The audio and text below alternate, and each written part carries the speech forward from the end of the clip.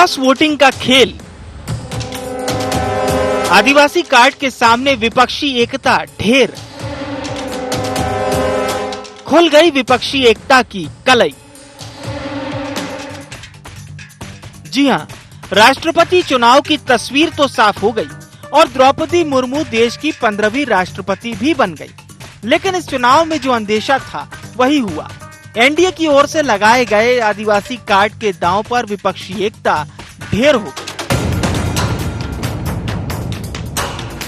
NDA के खिलाफ विपक्षी एकता की कलई भी पूरी तरह से खुल गई। मतलब राष्ट्रपति चुनाव में जमकर क्रॉस वोटिंग का खेल देखने को मिला।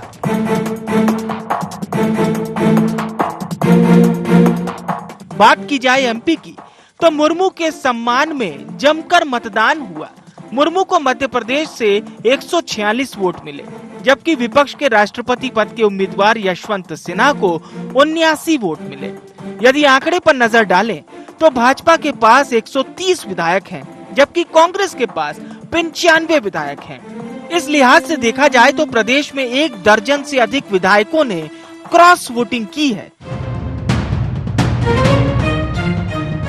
अब इस पर सियासत भी सरपट दौड़ पड़ी है।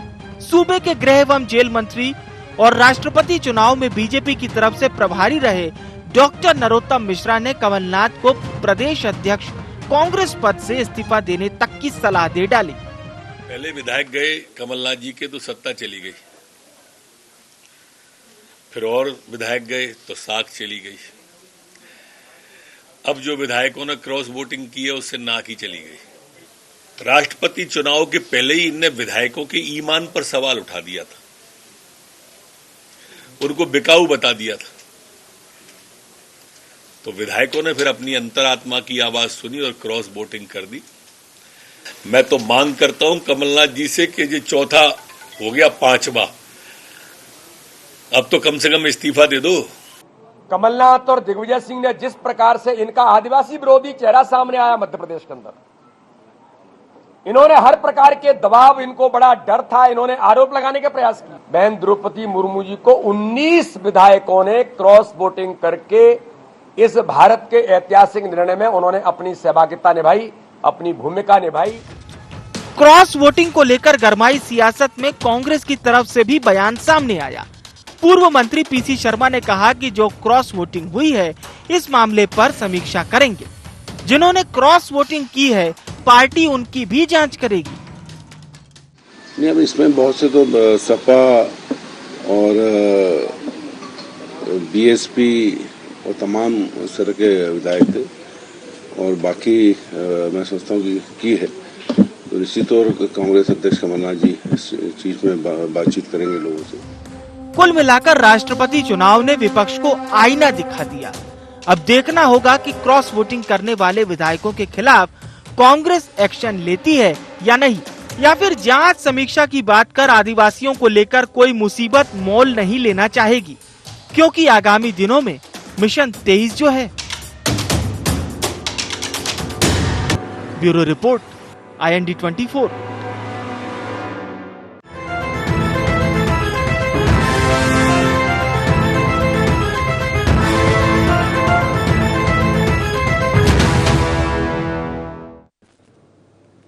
नमस्कार, IND एजेंडा क्रॉस कांग्रेस और कोहराम में आपका स्वागत है। मैं हूं आपके साथ नवीन पुरोहित। चर्चा को विस्तार देंगे, उसके पहले IND एजेंडा के मुख्य बिंदुओं की तरफ एक निगाह डालते हैं।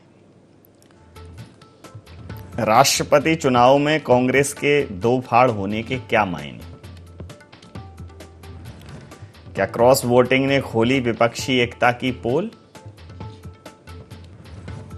क्या आगामी चुनाव से पहले कांग्रेस में फिर मचेगी भगदड़? क्या क्रॉस वोटिंग करने वाले विधायकों पर हो सकता है एक्शन? नमस्कार, इन्हीं सवालों के साथ चर्चा में आप सबका पुनः स्वागत है। मध्य प्रदेश में राष्ट्रपति पद के लिए जो वोटिंग हुई वो उसके परिणाम चौंकाने वाले साबित हुए और एमपी में 19 विधायकों ने क्रॉस वोटिंग की। कांग्रेस को एक करारा झटका लगा। कांग्रेस ने यह अपील की थी कि जो यशवंत सिन्हा जी हैं उनके पक्ष में मतदान किया जाए, लेकिन उनकी यह अपील कांग्रेस के विधायकों ने नहीं सुनी। और वहीं भारतीय जनता पार्टी ये कह रही है कि जब ईमान पर सवाल उठाओगे तो अंतरात्मा की आवाज़ सुनेंगे ही सुनेंगे जो जनप्रतिनिधि है। उन्होंने ये भी कहा कि जब 22 विधायक गए तो सत्ता गई, फिर जब वो 32 हुए तो साख गई, और अब जब क्रॉस वोटिंग हो गई है तो नाक गई। तो कहीं ना कहीं कमलनाथ जी को इसकी नैतिक जवाबदेही लेते हुए इस्तीफा देना चाहिए। उनकी इस्तीफे की मांग मध्य प्रदेश सरकार के प्रवक्ता डॉक्टर नरोत्तम मिश्रा ने की। इसी मुद्दे पर करेंगे चर्चा। हमारे साथ चर्चा में शामिल हैं डॉक्टर दिव्या गुप्ता हैं, प्रवक्ता हैं मध्य प्रदेश भारतीय जनता पार्टी की। पवन पटेल जी हैं, मध्य प्रदेश कांग्रेस के महासचिव हैं, बहुत ही तीखे वक्ता हैं। मृगेंद्र सिंह साहब वरिष्ठ पत्रकार हमारे साथ हैं। पवन जी, ये जो क्रॉस हुआ, ये क्रॉस इस प्रकार का जो साइन है वो खतरे का प्रतीक चिन्ह है। तो क्या ये क्रॉस वोटिंग कांग्रेस के मंतव्य पर, कांग्रेस की एकजुटता पर, कांग्रेस की सांगठनिक क्षमता पर क्रॉस है?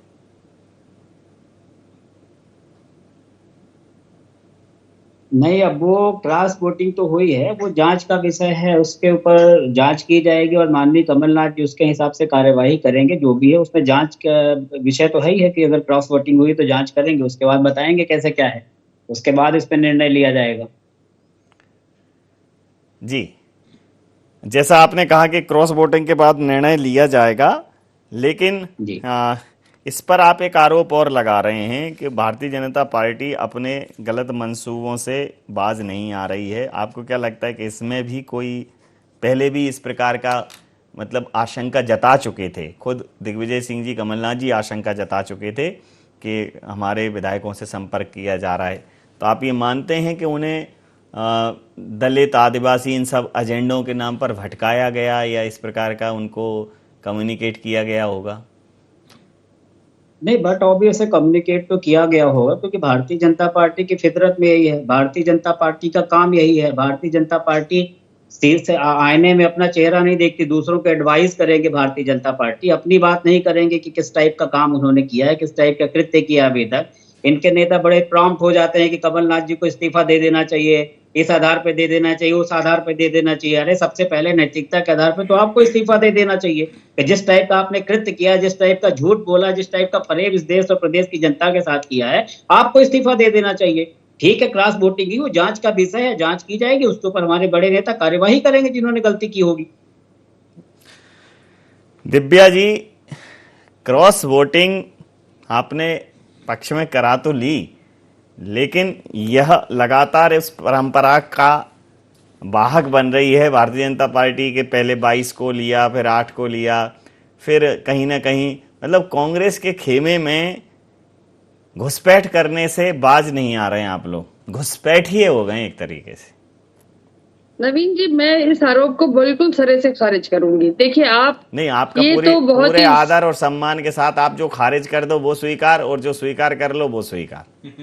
नहीं, मतलब ये तो बिल्कुल सरासर आरोप लगा रहे हैं आप, और ये गलत बात है, बिल्कुल गलत बात है। देखिए, कोई व्यक्ति अगर अपनी अंतरात्मा की आवाज सुन रहा है और आपके साथ यदि कांग्रेस, मतलब कांग्रेस के साथ यदि उनका विचार मेल नहीं खाता हो, तो क्या इसमें सेंधमारी कहा जाएगा? क्या इसमें हमने करवा दिया कहा जाएगा? देखिए, अगर आपको किसी को ये लग रहा हो कि नहीं मुझे क्रॉस वोटिंग करना है, मुझे ये वाला कैंडिडेट ज्यादा पसंद है, देखिए यशवंत सिन्हा सत्ता लोलुप व्यक्ति है, ये आप और हम सब जानते हैं। उनके कंपैरिजन में द्रौपदी मुर्मू जी का स्टैचर कहीं ज्यादा बड़ा, कहीं ज्यादा विशाल, कहीं ज्यादा अच्छा। तो फिर क्या उसमें अगर किसी ने सुन लिया और किसी ने अपने मन की बात सुन के अगर क्रॉस वोटिंग कर दिया, तो क्या इसमें आप दूसरी पार्टी पर आरोप लगाएंगे कि उन्होंने उनको लिया है? ये तो बहुत गलत बात है। और फिर इसका मतलब है कि आपकी पार्टी क्या अपने विधायकों को, इसमें व्हिप तो जारी हो नहीं सकता डेफिनेटली, क्योंकि राष्ट्रपति चुनाव में व्हिप नहीं जारी होता, तो व्हिप तो नहीं कर सकते, लेकिन आपने आग्रह भरपूर करा था, आपने समझाया भी था, बोला भी था। लेकिन उस सब के बावजूद यदि विधायक ही सोच रहा है कि नहीं, मुझे द्रौपदी मुर्मू जी मुझे ज्यादा एक अच्छी शालीन महिला राष्ट्रपति पद के लिए लग रही हैं, और उसके कंपैरिजन में यशवंत सिन्हा जी तो बहुत राजनीतिक रूप से बौने नजर आते हैं, तो क्या अगर किसी ने वोट कर दिया तो इसमें मुझे लगता है कि साधुवाद देना चाहिए ऐसे विधायकों को जिन्होंने कम से कम कुछ आवाज सुनकर, कुछ बात सुनकर एक वोटिंग करी। इस बात को लेकर कांग्रेस को इतनी तड़प क्यों होनी चाहिए कि उन्होंने क्रॉस वोटिंग कर दी? क्योंकि ये परंपरा तो इन लोगों ने बहुत पहले चालू करी हुई थी, ये परंपरा तो इन्होंने बहुत पहले शुरू करी हुई थी। तो ये कांग्रेस को चिंता का विषय इसलिए होता है क्योंकि आपकी बात जब आपके घर में नहीं मानी जाती तो चिंता का विषय आपके लिए होना चाहिए। आप दूसरे पर उंगली उठाते हैं, लेकिन घर तो आपका डोला पड़ा है साहब। जी, मैं आपकी बात पर प्रतिक्रिया ले लेता हूं। सर, जिस प्रकार से कांग्रेस को अभी नगरीय निकाय चुनावों में जो सफलता मिली उसे सफलता ही कहेंगे। कांग्रेस खुशी हो रही थी कि उस सफलता पे कहीं ना कहीं ये एक जो क्रॉस वोटिंग का एक प्रश्न चिन्ह जो खड़ा हो गया, कहीं ना कहीं उस सफलता को फीका किया है। और इसको यह भी कहेंगे कि भारतीय जनता पार्टी ने वर्तमान सामाजिक समीकरणों को और सामाजिक उत्थान के जो विषय हैं उनको दृष्टिगत रखते हुए ऐसा उम्मीदवार सेलेक्ट किया कि कई ऐसे विपक्षी दल, देखिए बिजू जनता दल जो कभी भारतीय जनता पार्टी के साथ नहीं था, उड़ीसा में उनके साथ आ गया। मुझे लगता है कि इसमें बीजेडी जैसा एक अगर कांग्रेस एक्शन ले लेती कि ठीक है, अगर आप ठीक बात करते हो तो हम समर्थन करते हैं, लेकिन जब आप गलत बात करते हो, जब आप गलत जीएसटी लाते हो, गलत तरीके से टैक्स लगाते हो तो हम विरोध भी करते हैं। तो एक बेहतर स्टैंड हो सकता था। बिजू जनता दल का स्टैंड तो मेरे को मतलब मैं बहुत उससे प्रभावित हूं कि उड़ीसा में उन्होंने समर्थन दे दिया, जबकि उनकी कभी वो भारतीय जनता पार्टी के विचार के पक्षधर नहीं रहे। तो अब जब ये क्रॉस वोटिंग हो गई है तो आप इसको किस नज़रिए से देख रहे हैं? देखिए, जिस तरह से भारतीय जनता पार्टी ने अपना उम्मीदवार घोषित किया था तो उसके बाद से ही बहुत सारी चीज़ें क्लियर हो गई थी। चूँकि मुर्मू जी उड़ीसा के रहने वाली हैं, बहुत ही संथाल गरीब आदिवासी परिवार से जन्मी और उन्हें बहुत कष्टों को झेलने के बाद इस ऊंचाई पर पहुंची हैं जो देश के सर्वोच्च पद पर जा रही। निश्चित रूप से उनकी जो संघर्ष की गाथा है वो किसी से छिपी नहीं है। तो मैं समझता हूँ कांग्रेस, ठीक है, विरोध होना चाहिए, अच्छी बात है, विरोध बिना विपक्ष के सब। तो अगर कांग्रेस को जब बीजू जनता दल ने समर्थन दे दिया था तभी, और जिस तरह से महाराष्ट्र में सरकार गिर गई थी, नई सरकार बन गई थी, उसके बाद से लगभग स्पष्ट हो गया था कि चाहे कुछ भी कहें, हर हाल में एनडीए का राष्ट्रपति उम्मीदवार ही चुनाव जीतेगा।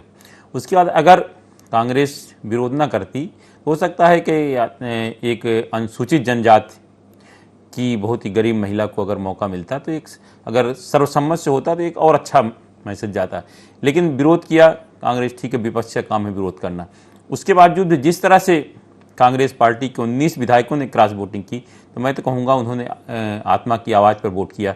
अब वोट किसने किया ये तो जांच का विषय है, लेकिन जिस तरह से जो उम्मीद लगाई जा रही है कि जो भी कांग्रेस के अनुसूचित जनजाति के हमारे विधायक हैं, उन्हीं ने एक अनुसूचित जनजाति की महिला को राष्ट्रपति बनाने के लिए वोटिंग की हो, ये ठीक है, किया होगा वोटिंग। लेकिन इसमें कांग्रेस का भी वरिष्ठ नेता हाईकमान कहीं न कहीं दोषी है कि अपने विधायकों को साथ नहीं रख सका। इसका मतलब ये लगता है कि जो आपस में बातचीत, इंटरेक्शन होना चाहिए वो नहीं हुआ। सब विधायकों ने आकर वोट दिया, वोटिंग तक सबको ये था कि सब विधायक आएंगे, विधायक मतदान करें, ये करें, लेकिन किसको करें मतदान, मुझे लगता है इसको लेकर जो एका नहीं बन पाई उसी का परिणाम है। और ये किसी भी पार्टी के लिए अच्छे संकेत नहीं है कि अगर पार्टी हाईकमान का आदेश है कि आपको यशवंत सिन्हा जी को वोट देना है, उसके बाद भी आत्मा की आवाज़ पर वोट दिया, तो ये मुझे लगता है ठीक है, हमारे जिन्होंने भी वोट दिया होगा उनने अपनी आत्मा की आवाज़ पर दिया होगा, लेकिन जिस पार्टी के विधायक थे उस पार्टी के लिए अच्छे संकेत नहीं है।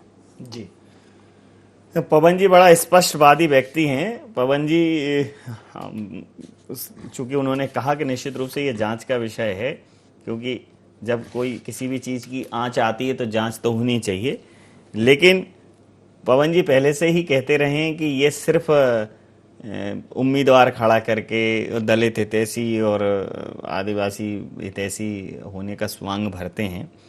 कांग्रेस तो गांव गरीब किसान की बात करती है तो उसकी बात भी पहुंचेगी।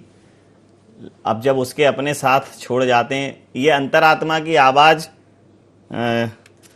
पवन जी ऐसा नहीं हो कि ये जिन्होंने अभी सुनी है अंतरात्मा की आवाज़, बाद में वो किसी और की आत्मा की आवाज़ सुन के 23 में जो है नंबर बहुत है। नहीं, वही बोल रहा हूँ कि अंतरात्मा की आवाज है या कुछ और है, ये समझने का विषय ये भी है बहुत बड़ा।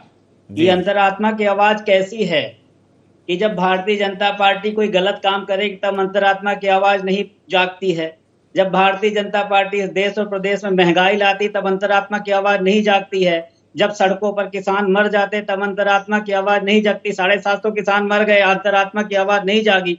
तो बड़ी मैनिपुलेटिंग अंतरात्मा की आवाज है। ये भी एक जांच का विषय है कि अंतरात्मा की आवाज है कुछ और है। जी, तो आप इतना गरीबी, महंगाई, बेरोजगारी, अशिक्षा की बात करते हैं, बावजूद जनता तो बाद में साथ दे, आपके लोग ही नहीं साथ दे पाते। नहीं तो मैं जनता, हमारे लोग साथ नहीं दे पा रहे हैं, जनता साथ नहीं दे पा रही है जो आप बोल रहे हैं। हम तो स्पष्ट रूप से कहते हैं कि हम एक आम आदमी हैं। हम कांग्रेस के पदाधिकारी, कांग्रेस के छोटे से कार्यकर्ता बाद में हैं। सबसे पहले हम एक आम आदमी, हम आम आदमी की हैसियत से देखते हैं कि भारतीय जनता पार्टी ने किसी आदमी को कोई भी रिलैक्सेशन नहीं दिया। हम सुबह उठेंगे और शाम को सोने तक एक भी इन्होंने कोई रिलैक्सेशन नहीं दिया, फिर भी हम जीतेंगे। हम बेरोजगारी देंगे फिर भी हम जीतेंगे। 100 दिन में सीनियर सिटीजन को रेल यात्रा में छूट बंद करी है कि नहीं?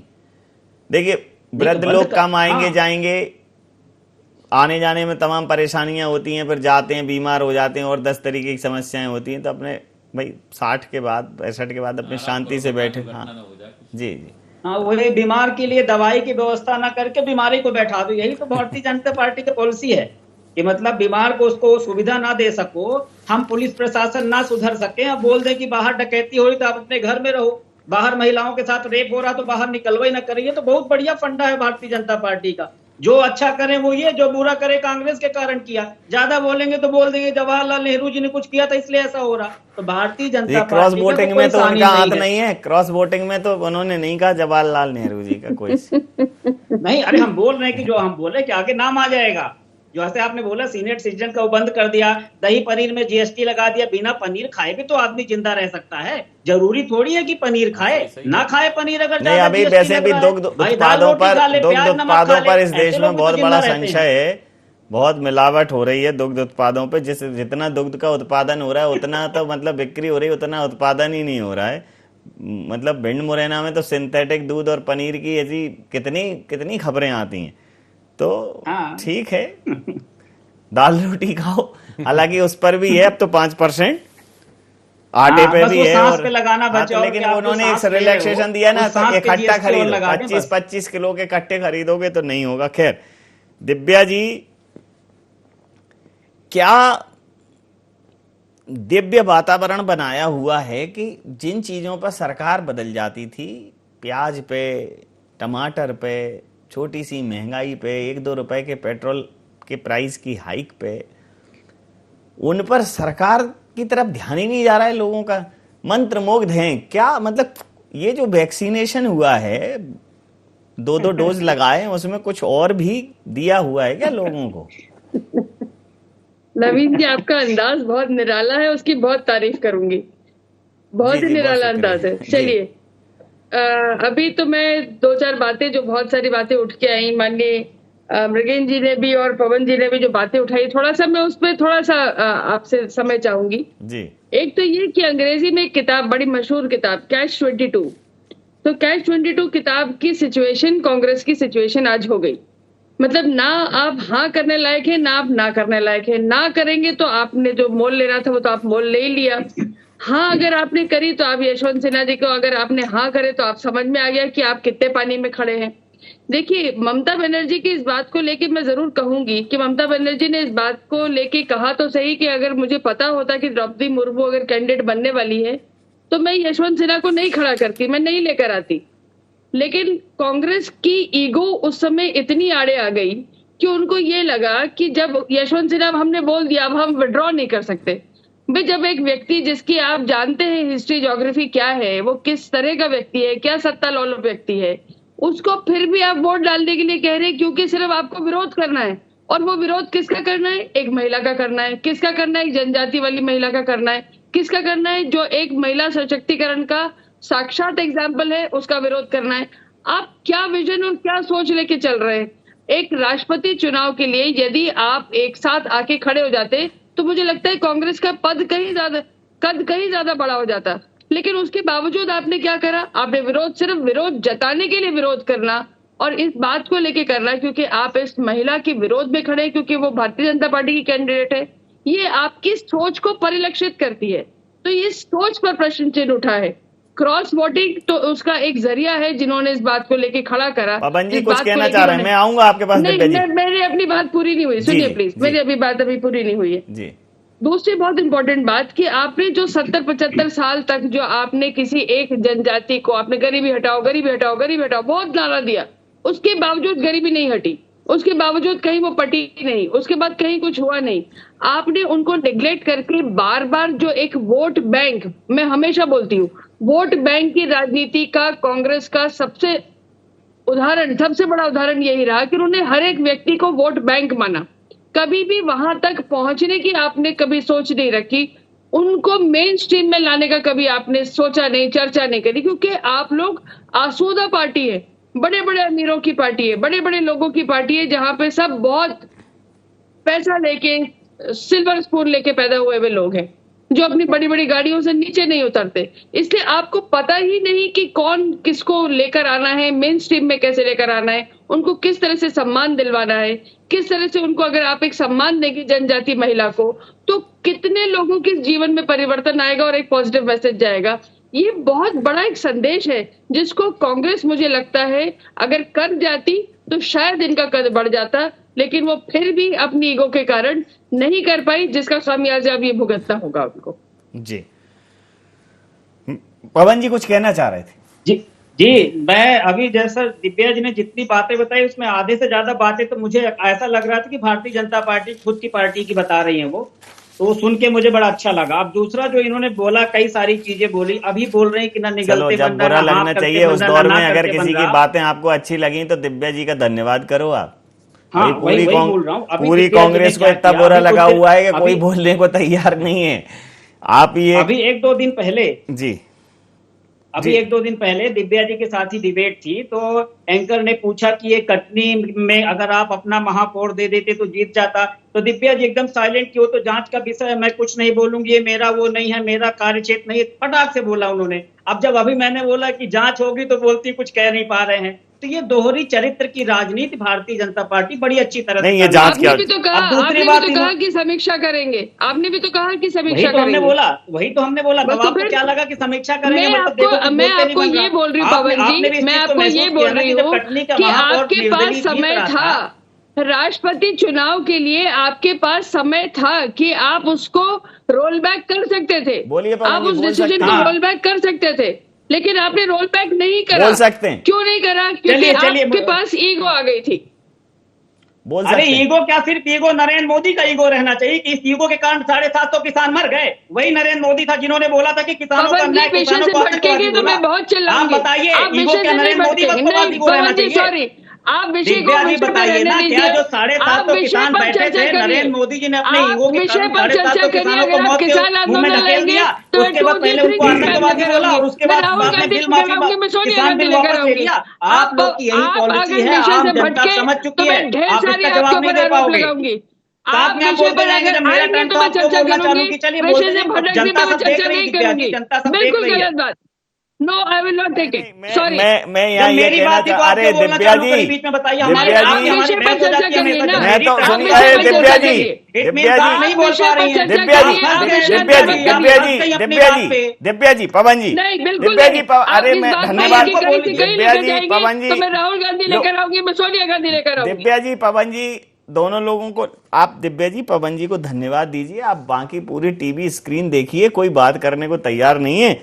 ये तो पवन जी हैं, क्योंकि इनके पास इतना मटेरियल रहता है पुराना, तो ले आते हैं हिस्ट्री में से, मतलब चला लेंगे वो आधा घंटे से। अगर हिस्ट्री में से लाना हो तो कांग्रेस की हिस्ट्री में से खोद के बहुत चलिए मैं अंतिम प्रतिक्रिया के साथ चर्चा समाप्त करूंगा। विषय पर रहती हूँ जी पवन जी पर ढेर सारे कांग्रेस के नहीं, आप दोनों आज मैं बहुत अच्छा, दोनों लोगों का अगर कोई भी बहुत बेहतर जो है इस समय पे चर्चा से भी बेहतर अगर कोई चीज इस समय दिख रही है तो वो है आप दोनों लोगों के बैकग्राउंड के पर्दे बहुत अच्छे हैं, तो चर्चा में भी थोड़ा पर्दा बना रहे। नहीं, वो दोनों लोगों के बड़े चमकदार पर्दे हैं और पर्दा जो है हर चीज में रहना चाहिए सर, बना रहता है। तो अब चर्चा का पर्दा इस स्तर तक आ गया है कि मैं अंतिम प्रतिक्रिया के साथ चर्चा समाप्त करूंगा। सर, क्रॉस वोटिंग हुई और जिस प्रकार से कुछ राजनीतिक दलों ने, भले ही वो छोटे राजनीतिक दल हों, उन्होंने एक स्मार्ट मूव लिया, वो न्यूट्रलिटी के साथ खड़े हो गए कि नहीं, हम भारतीय जनता पार्टी के साथ नहीं है लेकिन द्रौपदी मुर्मू जी के साथ है। तो ये मूव अगर कांग्रेस लेती तो देश में उसकी सराहना होती। आज जरूरत कांग्रेस को विरोध की राजनीति के अलावा जो सत्याग्रह की राजनीति है, जो स्वीकार्यता की राजनीति है, जो गांधी जी की राजनीति है, उसको समझना पड़ेगा कि हर चीज को विरोध के साथ खारिज करना जरूरी नहीं है। जरूरी है कि सही चीजों पर स्वीकार्यता भी की जाए, तो आपका विरोध जब आप जिन चीजों पर करते हैं वो विरोध और ज्यादा प्रासंगिक और पुख्ता हो जाता है। क्या कहेंगे? निश्चित रूप से जो पहले ही मैंने कहा कि अगर कांग्रेस इसको स्वीकार कर लेती तो इसमें कांग्रेस का बड़प्पन होता, बड़ा दिल दिखता, क्योंकि बीजू जनता दल के समर्थन देने और महाराष्ट्र का तो कोई संभावना बची ही नहीं थी। अब ये किसकी ईगो है, किसको कारण चुनाव लड़ाया गया, विरोध करना है, विरोध अलग बात है, लेकिन अगर कांग्रेस कहीं स्वीकार कर लेती निश्चित रूप से कांग्रेस का बड़ा दिल दिखता और एक लगता कि अनुसूचित जनजाति की महिला का सम्मान हुआ है। बिल्कुल सही कहा। समय सीमा के चलते मैं ये चर्चा यहाँ समाप्त करूंगा। आप समस्त महानुभावों का बहुत बहुत धन्यवाद, बहुत बहुत आभार। तो मध्य प्रदेश की क्रॉस वोटिंग ने फिर से एक बार कांग्रेस की एकजुटता और कांग्रेस की साख पर सवाल खड़े किए हैं और इस पूरे राष्ट्रपति चुनाव के दौरान कई छोटे राजनीतिक दलों ने बहुत स्मार्ट डिसीजन लिए। कांग्रेस को जरूरत है कि विरोध के साथ कुछ सहमतियां भी ऐसी होती हैं जो विरोध से ज्यादा अपने आप को पुख्ता तरीके से प्रस्तुत करती हैं। तो कांग्रेस को यह समझने की जरूरत है कि भारतीय जनता पार्टी के जो अच्छे डिसीजन है, भारतीय जनता पार्टी के जो बेहतर डिसीजन है, उनमें वो साथ खड़े हों और जब वो गलत कोई निर्णय ले तो उसका पुरजोर विरोध करें। तो एक स्पष्ट अंतर आम आदमी को दिखेगा कि नहीं, ये सिर्फ विरोध के लिए विरोध नहीं करते हैं, ये गलत और सही का विरोध करते हैं, गलत का समर्थन भी करते हैं। वो फर्क जो है राजनीति में अब कहीं ना कहीं लुप्त है और उसी की वजह है कि फिर एक ठीक विषय पर जब आप खड़े नहीं होते, साथ में सहमति के साथ खड़े नहीं होते, तो फिर आपकी असहमति भी लोग उसी तरह से दरकिनार करते हैं। IND एजेंडा में इतना ही। आप बने रहिए IND 24 के साथ और देखते रहिए IND 24। नमस्कार।